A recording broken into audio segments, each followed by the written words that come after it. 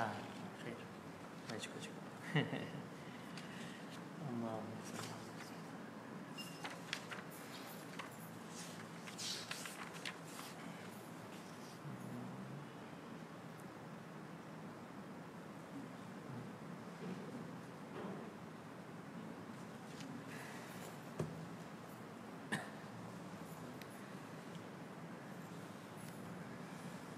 Allah, Allah. Bismillahirrahmanirrahim.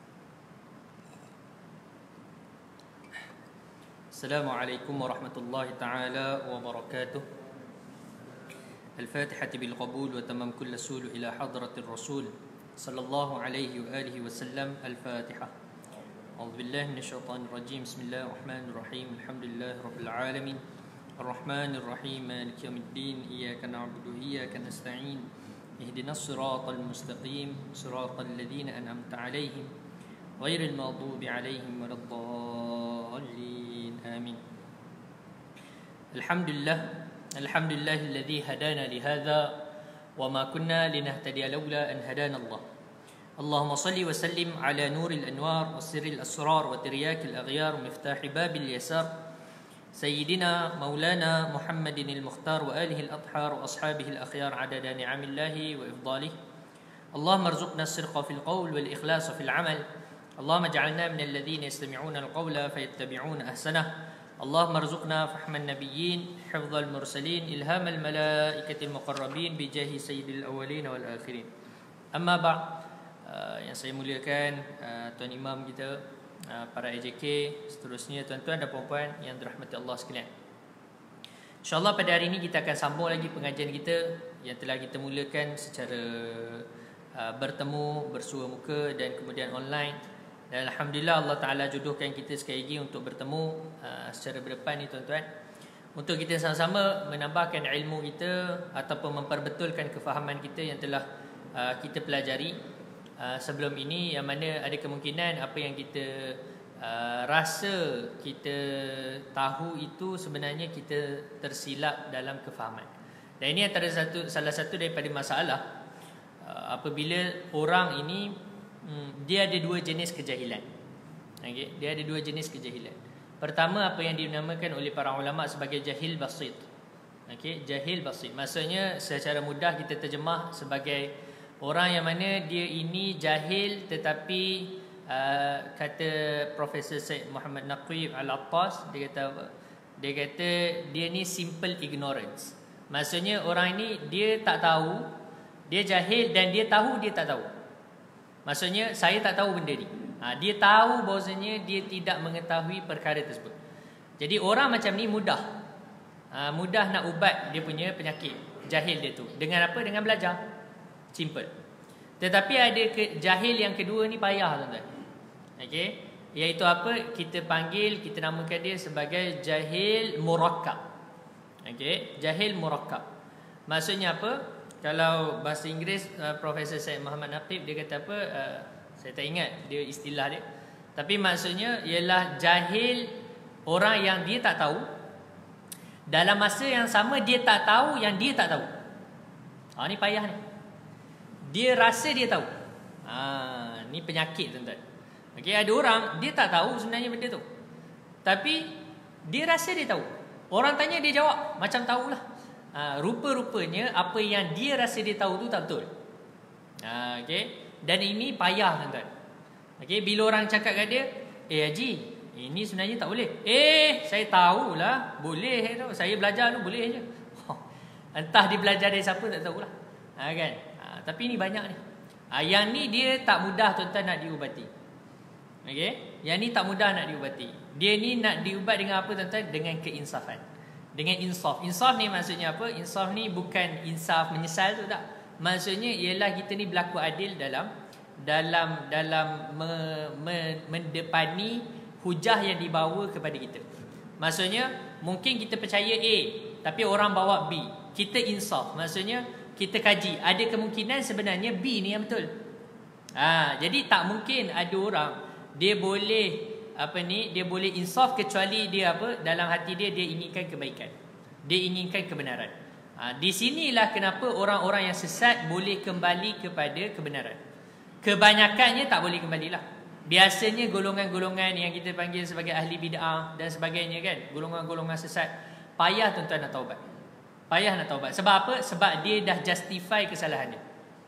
Tuan-tuan tengoklah. Nah, dekat ni wilayah saya tak tahu Putrajaya ni ada tak ajaran sesat. Rasanya tak ada lah kot, kecil sangat kan. Tapi kalau ada pun wallahualam boleh jadi kan, tak mustahil. Tapi di Selangor lebih 40 ataupun 50 ajaran sesat yang ada. Lebih yang telah difatwakan sesat lah. Okey, oleh Jabatan Agama kan. Tuan-tuan boleh scroll je. Tuan-tuan lagi Google kan, tuan-tuan tengok ajaran-ajaran sesat di Selangor. Okey. Kenapa ajaran-ajaran ni difatwakan sesat? Sebab ada pengikut lah. Kalau dia sesat seorang-seorang, orang pun tak kisah kan. Kan dia gila seorang-seorang kan, tak betul seorang-seorang, orang pun tak layan dia. Tapi ni maksudnya ada pengikut ni, macam baru ni kan keluar soal apa Sitah An-Nur kan. Sitah An-Nur. Saya pun tak tahu juga. Ada orang tanya baru kita tahu kan. Kita tak baca surat khabar tuan-tuan, minta maaf lah. Jadi saya pun tak ambil tahulah benda-benda ni. Rupanya ramai. Kan, ramai pengikut dia. Kan, satu Malaysia bukannya kecil. Satu Malaysia, saya pun tak ada pengikut 20,000 orang tuan-tuan. Mengajar, mengata-kata juga kan. Tak sampailah. Ada lah banyak ni je. Kan. Tapi dia 20,000 tuan-tuan. Masya-Allah, hebatlah. Cuma nak bagi tahu apa? Diorang ni Cuba cakap kat dia orang, awak kepercayaan awak ni salah. Awak bukan tahu. Kan? Dia pegawai-pegawai agama ni dia tiau macam tu je. Kan? Jadi nak bagi tahu apa? Nak bagi tahu sebab apa? Sebab dia rasa dia betul. Sebab tak mungkin orang buat benda yang dia rasa dia salah. Betul kan? Kalau dia buat benda yang dia rasa bersalah pun dia akan ada guilty dalam hati tu. Betul? Dia akan rasa bersalah. Tapi ini kita nampak dia yakin sungguh dengan apa yang dia percaya tu. Ini masalah. Okey, sebab tu kita panggil apa? Masalah ni dipanggil jahil murakkab. Sebab tu tuan-tuan, bila saya mengajar, mungkin ada benda yang ustaz, saya ni first time dengar kan. Sebelum ni saya belajar ni benda lain. Macam mana ni ustaz? Kita boleh bincang. Kadang-kadang benda tu ada khilaf. Tuan-tuan belajar A, saya belajar B, kan? So tak ada masalah. Tapi ada kemungkinan mungkin tuan-tuan tersilap dengar dulu ataupun saya tersilap nakal kan. Jadi benda tu boleh bincang tuan. Sebab itu kenapa kita ni kena belajar. Terus belajar. Even saya pun saya belajar juga. Ada je kefahaman yang saya banyak je saya betulkan kefahaman. Saya dulu faham salah ni. Banyak je. Okey. Bukan kata tuan-tuan, saya sendiri. Kan? Saya sendiri pun masih belajar. Dan masih banyak benda yang perlu diperbetulkan kefahaman-kefahaman kita yang dahulu. So sebab itu tuan-tuan, jangan pernah berhenti belajarlah. Itu saya punya pesanan. Sedikit supaya tuan-tuan semangatlah nak mula dengar kuliah maghrib balik. Okey. Baik. Jadi insya-Allah hari ini kita akan masuk kepada fasal yang baru tuan-tuan. Iaitulah fasal dia kata apa? Faslun fil ma'in najasi wan nahwihi. Okey. Iaitu fasal berkenaan dengan air yang terkena najis. Air najis ni maksudnya air mutanajis. Okey, wa nahwihi dan seumpama dengannya, seumpama dengan air yang terkena mutanajis. Baik. Jadi pada di awal kitab ni kita dah lalu sebenarnya 3 fasal. Pertama fasal kita dah masuk dalam satu bab nama dia babut taharah. Bab bercerita tentang bersuci. Baik, kenapa dia nak cerita bab tentang bersuci tuan-tuan? Sebab sebenarnya kitab yang besarnya ialah kitab solat. Ibadah yang kita kena buat setiap hari ini asalnya yang wajibnya hanya solat je. Kan? Dalam kehidupan sehari-hari kita ni yang wajib satu je, solat. Okey? Amal fizikal lah, amal hati memanglah wajib beriman. Itu semua tak payah bincanglah. Okey, tapi maksudnya amal fizikal yang kita kena buat setiap hari apa dia? Yang dituntut oleh Allah Taala yang kita panggil sebagai ibadah mahdah, maksudnya ibadah yang khusus, maka dia ialah apa? Solat. Nah, tetapi solat itu tak akan terjadi kecuali dengan apa? Dengan syarat-syaratnya. Betul? Tak akan terjadi solat tersebut, tak sahlah solat tersebut kecuali dengan syarat-syarat sah solat tersebut. Antara syarat sah solat ialah apa? Ialah kita ni suci daripada najis dan juga suci daripada hadas. Oleh sebab itu, perbincangan awal sebelum dia nak masuk di dalam bab sembahyang, dia akan cerita dulu tentang apa? Bagaimana cara nak menyuci najis dan bagaimana cara nak menyuci hadas. Jadi sebelum nak cerita cara nak menyuci hadas, nak menyucikan hadas, maksudnya nak mengangkat hadas, iaitulah sama ada dengan mandi ataupun dengan wuduk, ataupun nak menghilangkan najis sama ada dengan istinja ataupun izalatun najasah, buang najis yang ada kena kat pakaian dan tempat solat kita, maka dia kena bincanglah dulu alat yang nak digunakan untuk mengangkat hadas dan untuk menghilangkan najis, iaitu apa dia? Iaitu air. Sebab itu kenapa di dalam kitab-kitab fiqah dimulakan dengan bab air. So air ni sebenarnya tak penting. Bukanlah tak penting, maksudnya air tu bukan ibadah. Betul kan? Air tu ialah benda. Kan? Air tu ialah benda. Tetapi disebabkan air ini ialah wasilah. Nampak tak? Dia ialah wasilah untuk kita sampai kepada ibadah tersebut, maka kita kena belajar dululah wasilah. Dia macam ni lah tuan-tuan. Tuan-tuan nak pergi KL. Okey? Tuan-tuan punya matlamat nak pergi KL. Betul? Tuan-tuan nak pergi KL, tuan-tuan punya matlamat, tujuan, maksud tuan-tuan ialah nak pergi KL. Tetapi tak mungkin tuan-tuan sampai ke KL kecuali tuan-tuan tahulah jalan nak pergi KL macam mana. Betul? Ke tuan-tuan niat, pakai niat je. Saya niat je Ustaz, sampai dah KL. Saya niat mana-mana sampai. Niat Langkawi, kelip mata sampai dah Langkawi. Macam tu ke tuan-tuan? Mana ada kan? Sebab tu geng-geng yang solat pakai niat je macam tu lah. Kan? Saya solat niat je Ustaz. Macam mana? Kan? Makan macam tu, makan pun pakailah niat. Kan? Minum pun pakai niat, tidur pun pakailah niat. Kan? Nak bersama isteri pun pakai niat je. Tak payah sentuh-sentuh ni. Boleh? Tak boleh. Dia mesti ada dia punya wasilah. Jadi begitulah wasilah kita nak pergi ke KL, kena tahulah jalan. Jalannya banyak kan? Jalannya banyak. Dia ada syarat pula. Kena bayar tol dulu. Kalau ada jalan yang kita ikut, kena bayar tol lah. Kena bayar tol. Dalam masa yang sama, kereta kena ada minyak. Samalah. Macam itulah juga semayang. Okey, dia ada syarat-syarat dia. Memang tujuan kita nak semayang, tapi sebelum nak semayang kena faham dulu syarat-syarat semayang. Antaranya ialah suci. Macam mana pula nak suci tu?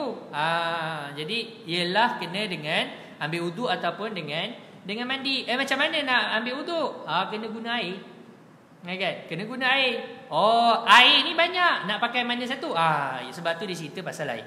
Okey. So sebelum ni kita dah cerita tentang apa dia? Tentang air mutlak. Kita dah cerita tentang air mutaghayyir. Okey, air yang berubah. Okey, ini sebenarnya bab yang penting tuan-tuan. Air yang berubah ni sebab ramai orang keliru. Tuan-tuan, macam mana kalau kita buka pipe kita? Buka pipe, tiba-tiba keluar kuning. Boleh pakai tak air tersebut? Kan ini persoalan. Ini praktikal. Kan? Saya tak tahulah. Mungkin sini tak berlaku-laku. Putrajaya semua air bersih kan? So Putrajaya maju tak apa kan? Selangor kadang-kadang air kuning. Kan? Allahumma salli ala sayyidina Muhammad. Jadi macam mana?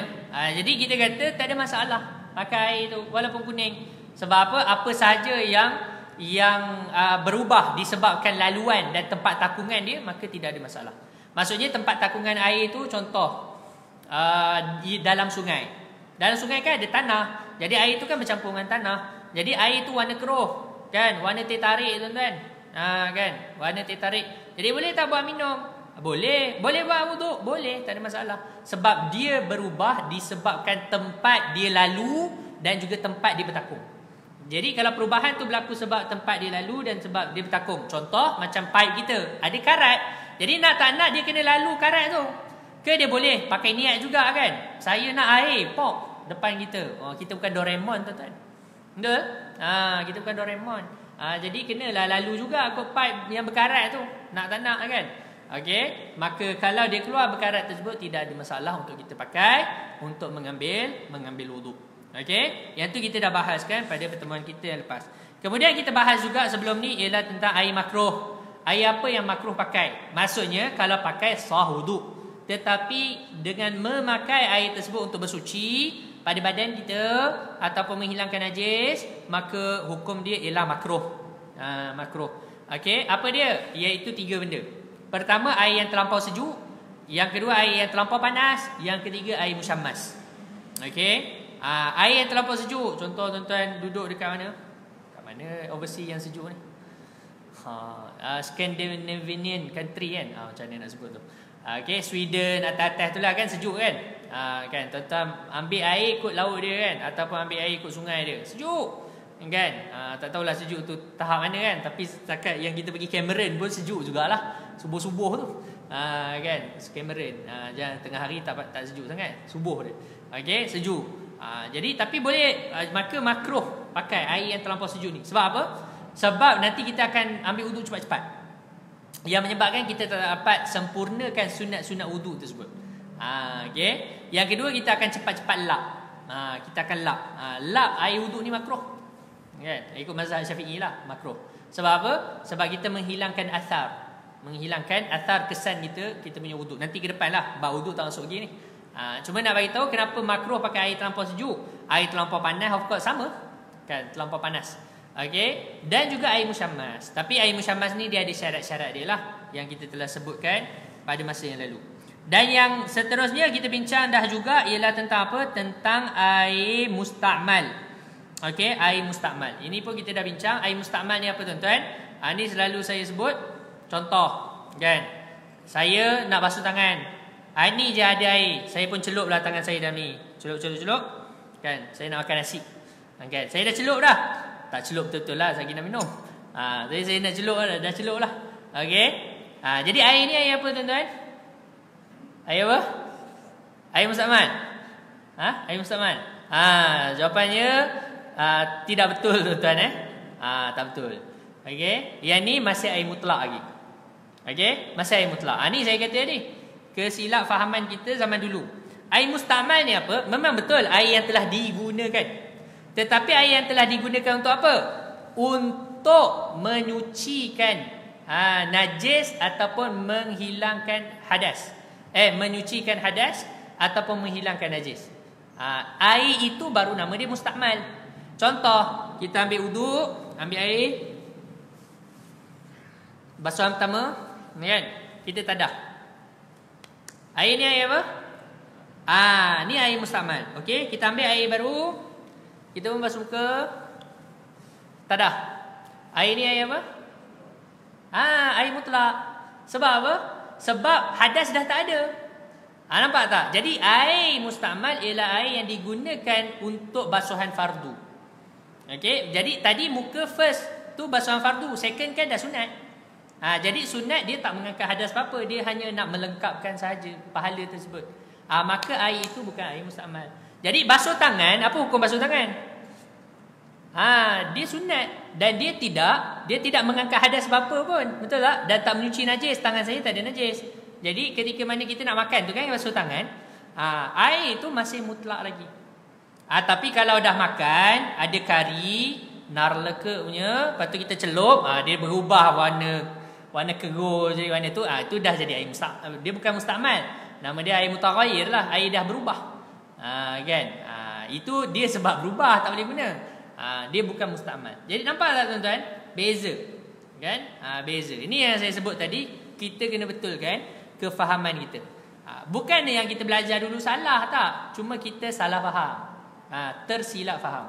Okey? Boleh ni selalu saya sebutlah dalam kelas supaya apa? Supaya orang kita jelas. Okey? Kita nak buat apa-apa biar ada ilmu. Dan kita jelas apa ni perbezaan satu persatu. Boleh? Baik, khalas. Jadi hari ini kita nak bincang tentang apa? Allahumma salli ala sayyidina Muhammad, tentang air mutanajjis. Okey, dia kena beza tuan-tuan air najis dan air mutanajjis. Air najis ni macam apa? Kencing. Tu memang confirm najis. Kan darah ni kita tak panggil lah air kan, tapi cecair lah, cecair najis kan. Okey, air yang keluar, minta maaf sebutlah ketika mana kita cirit tu kan ada air, tu pun najis. Okey, itu air najis. Tetapi air mutanajjis ni apa? Ada satu air mutlak contoh macam ni, tapi dimasuki oleh najis. Itu nama dia air mutanajjis. Apa signifikan bezanya ni tuan-tuan? Signifikan dia apa? Air najis tak boleh disucikan. Air najis kencing tu tuan-tuan buang tau. Jangan simpan. Walaupun tuan-tuan buang air dalam botol ke apa kan, jangan simpan tuan-tuan. Okey, dia tak boleh disucikan, buang. Tetapi air mutanajjis boleh disucikan kembali. Itu beza dia. Air mutanajjis, air yang terkena najis ni, dia boleh disucikan kembali. Macam mana nak disucikan kembali? Dengan syarat-syarat dia lah. Adalah syarat-syarat dia. Dan kita panggil sebagai apa? Mukatsarah. Dia hilang dia punya sifat najis tersebut dan sebagainya. Boleh? Baik. Now, Sekarang dia kata apa? Dia kata bismillahirrahmanirrahim. Qala Syekhunil Musannifu rahimahullahu taala wa nafa'ana bihi wa bi 'ulumihi fid dharain amin wa qala yanjusul ma'ul qalil wa ghairuhu minal ma'i'at walau kathur. Kat mana dia? Okey. Jadi dia kata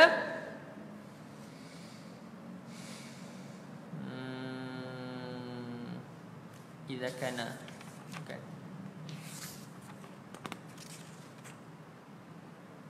Okey. Wa in kathura. Okey. Jadi dia kata yanjusul ma'ul qalil wa ghairuhu minal ma'i'at wa in kathura bimulaqatin najasati. Okey. Dia kata apa tuan-tuan? Dia kata yanjusu, jadilah najis al-ma'ul qalil, air yang sedikit. Okey. Di sini kita kena faham satu benda. Apa dia? Air ni dia ada banyak jenis. Okey. Dan dia banyak jenis dari banyak kategori lah. Okey. Satu kita tengok daripada dia punya hukum. Satu kita tengok daripada dia punya kuantiti. Okey. Kalau tengok dari sudut hukum, jenis-jenis hukum, maka dia ada yang kita sebut air yang suci lagi menyucikan. Kan kita belajar dulu air yang suci saja. Okey, air suci yang menyucikan ni pula ada dua. Ada satu yang harus guna, satu yang makruh guna. Kemudian air yang suci tapi tidak menyucikan. Kemudian ada air yang berubah. Kemudian ada yang kita panggil sebagai air yang terkena najis, air mutanajis. Okey, itu dari sudut hukum. Tetapi ada juga dari sudut kuantiti. Syariat bezakan, iaitu apa? Air sedikit dan air banyak. Macam mana kita nak tahu air itu sedikit, air itu banyak? Kalau macam ni kan, air sikit tu macam ni lah Ustaz. Kan? Bukan macam tu syarak punya kiraan. Okey, air yang sedikit ni ialah air yang kurang daripada 2 kolah. Air yang banyak 2 kolah lah. 2 kolah dan lebih. Yang kurang daripada 2 kolah maka namanya air sedikit. Air 2 kolah ni banyak mana pula? Nanti ke depan lah saya rasa dalam tak jauh muka surat belakang. Okey, muka surat belakang dia akan cerita masalah air banyak air sedikit ni. Okey, tapi kita explain dululah air 2 kolah. Okey, 2 kolah tu tuan-tuan jangan faham surah ni tak ada kolah kan. Okey. Jangan fahamlah kolah masjid tu kan. Bukan itu. Itu boleh jadi 2 kolah, boleh jadi kurang. Tapi biasanya 2 kolah lah. Okey, biasanya 2 kolah. 2 kolah ni tak besar mana pun. 2 kolah ni kalau ikut dia punya kolah masjid tu, ukuran dia kalau 4 segi, 1 hasta setengah panjang, 1 hasta setengah lebar, bukan 1 hasta setengah. 1/4. 1 hasta suku. Okey, panjang, lebar, dalam. Okey, so 1 hasta ni 1 hasta kan? Kan? 1 hasta. Iya ke 1 hasta? Rasa macam lebih kan? Betul. 1/4 hasta. So 1 hasta 1/4. 1/4 nak bagi macam mana tuan-tuan? Pandai-pandailah bagi Okey. So saya rasa lebih kurang panjang ni. Panjang ni, lebar, dalam. Okey. So tak besar mana pun. Ya, jadi kalau kolah-kolah masjid-masjid yang besar tu insya-Allah lah kita boleh celup je tangan kita, tak ada masalah. Okey. Alright. Now sekarang kurang daripada 2 kolah. So ini confirm lah kurang dari 2 kolah. Okey, kurang. Allahumma salli ala sayyidina Muhammad, dia akan jadi najis. Okey. Dengan sebab apa? Dengan semata-mata bimulaqatin najasah. Dengan semata-mata najis jatuh je ke dia, terus jadi najis. Walaupun tak berubah. Okey. Walaupun tak berubah. Jadi ini dia punya masalah air yang kecil, air yang sedikit. Air yang sedikit ni, yang kurang 2 kolah ni, jatuh je apa-apa najis, okey, kecuali yang dimaafkan, maka dia akan terus jadi najis walaupun tak berubah. Okey, walaupun tak berubah. Samalah hukumnya dengan apa ni, air yang sedikit ini ialah segala ma'i'at. Okey. Bahasa Arab air kita panggil ma'. Okey, ma'un. Okey, air. Tapi kalau disebut ma'i', Kan? Ma' ada ain.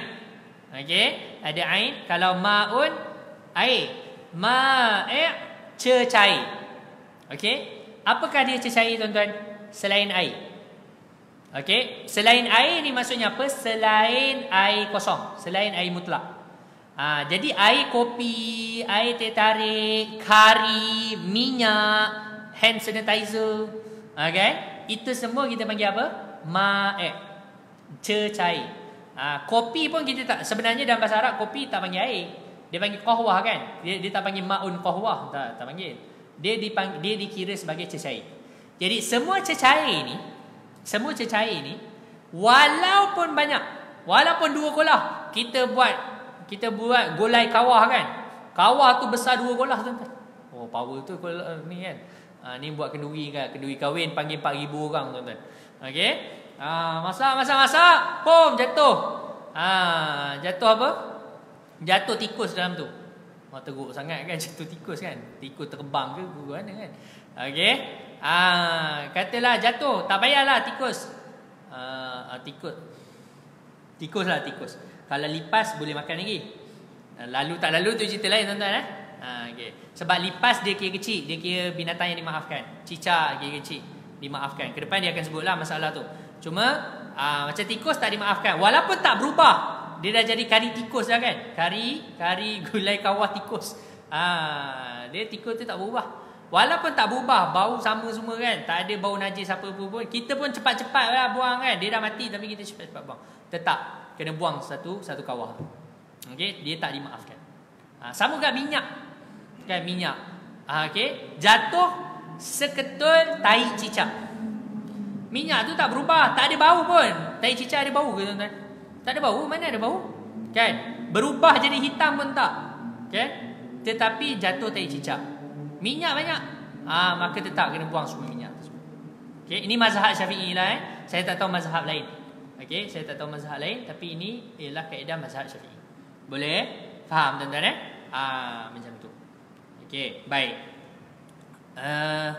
Jadi ma' ini dia tak boleh disucikan lah. Tapi air tadi dia boleh disucikan. Air tadi boleh disucikan. Nanti kita akan sebutlah macam mana cara nak menyucikan dia. Cuma dia kata apa? Wa yustathna masailu. Dikecualikan beberapa permasalahan. Ini nama dia istisna.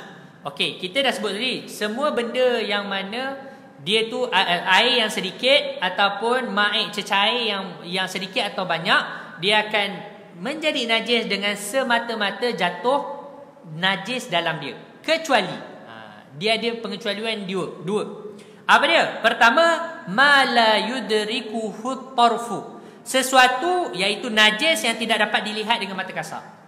Okey, najis yang tak dapat dilihat dengan mata kasar. Contohnya, tuan-tuan nampak. Okey, tuan-tuan nampak ada lalat.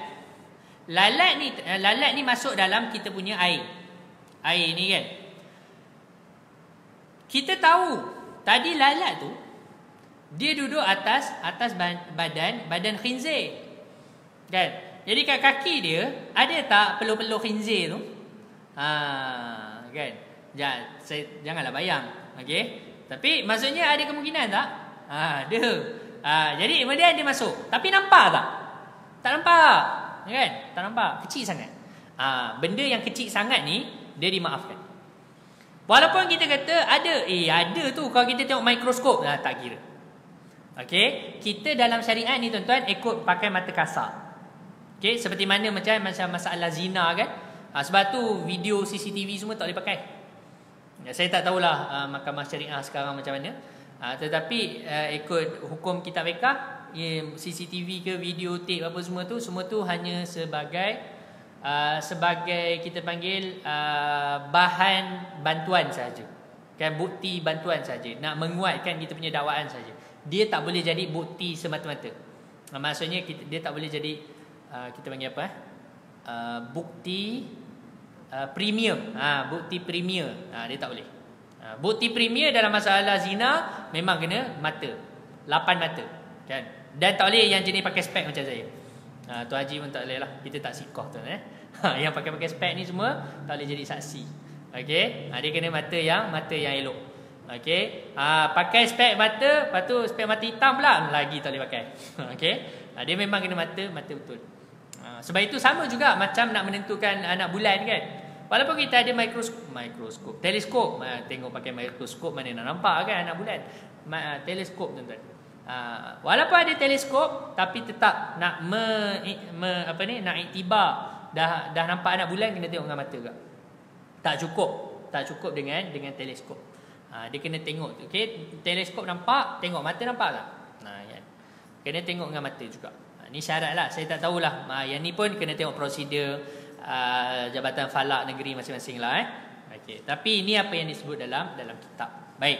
Allahumma salli ala sayyidina Muhammad. Jadi najis yang tak nampak dengan mata kasar, maka tak boleh. Dia tak kira lah, dia kena mata yang normal tuan-tuan. Kalau mata tuan-tuan mata Superman, benda nampak kan, tu tak boleh, tak kira. Okey, dia ni wali kan, dia boleh nampak semua benda, tu pun tak boleh pakai juga. Okey, dia tak boleh pakai. Sebab apa? Sebab tak iktibar, benda tu tidak diiktibar oleh syariat. Baik. Yang kedua, wa maitatul la dama laha sailun illa in ghayyarat aw turihat. Yang kedua ni yang saya sebut tadi, iaitu apa dia? Bangkai yang tidak mengalir darahnya. Maksudnya ada bangkai jatuh di dalam air yang sedikit ataupun di dalam di dalam cecair sedikit atau banyak, yang mana bangkai itu dia tidak ada darah. Okey, bangkai itu dia tidak ada darah yang mengalir. Kecuali dia akan jadi juga najis dan tidak dimaafkan kalau dia masuk berubah. Dia kata apa? Ghayyarat, berubah bau, warna, rasa, ataupun turihat, kita yang pergi campak dia. Kita sengaja campak dia, walaupun dia tu tak ada ni, kita sengaja campak dia dalam air tersebut, maka batal, maka dia dah jadi najis.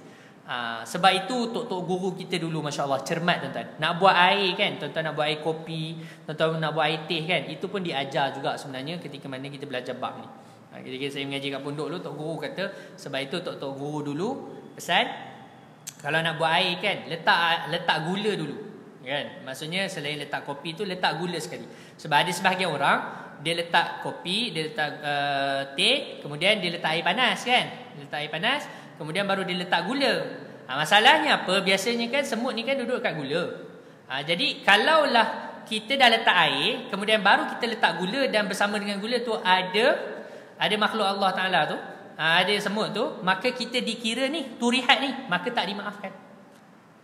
Tapi kalau kita dah letak awal-awal gula tersebut, kita curah air, maka dia tak dikira kita masukkan dia ke dalam air. Kita kira dia yang masuk dulu. Okey, maka ketika itu dimaafkan. Dimaafkan. Cuma lalu tak lalu tu cerita hal lain lah. Ada orang semut ada seekor pun dia dah tak lalu dah. Dah masuk batu ke? Lah. Saya ingat 8.22. Tak sempat nak habis tuan. Kita berhenti situ dulu lah. Dan saya pun nak kena bergegas, ada kuliah isyak pula. Nak kena balik rumah online. Masalah kuliah isyak Masjid Besi, tapi mereka tak buat ni lagi. Kena online lah tuan-tuan. So minta maaf tuan-tuan banyak-banyak atas salah silap kekurangan tu. Saya minta maaf kita tak sempat nak bersesi soal jawab. InsyaAllah lah lepas ni kita cuba spend masa lebih sikit lah. Saya ingat tadi sempat nak buka sesi soal jawab, tak sempat juga. So insyaAllah kita jumpa pada bulan hadapan tuan-tuan. InsyaAllah. Wallahu ta'ala alam. Wa sallallahu ala sayyidina Muhammad wa ala alihi wa sahbihi wa baraka wasallam. Assalamualaikum warahmatullahi wabarakatuh.